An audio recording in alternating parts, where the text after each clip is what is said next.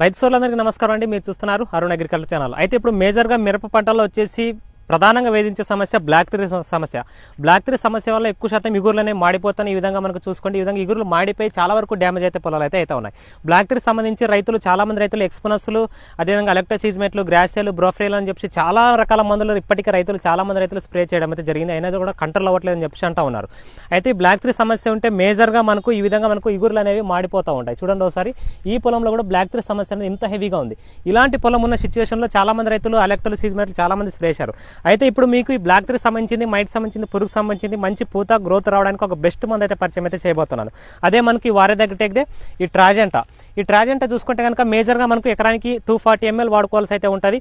ఇది వచ్చేసి మేజర్గా ఏంటంటే మనకు బ్లాక్ థ్రీస్ పైన చాలా సమర్థవంతంగా పనిచేస్తుంది. అట్ ద సేమ్ టైం మనకు ఎర్రనెల్లి పైన కూడా చాలా సమర్థవంతంగా పనిచేస్తుంది. దాంతోపాటు ఎలాంటి పురుగును కూడా కంట్రోల్ చేసుకోవడానికి వన్ ఆఫ్ ద బెస్ట్ ఆప్షన్గా ఈ ట్రాజెంట్ అయితే చెప్పుకోవచ్చు. కొత్తగా మనకు ఒక వారం రోజుల క్రితం, ఇది 4 రోజుల క్రితమే లాంచ్ చేయడం అయితే జరిగింది.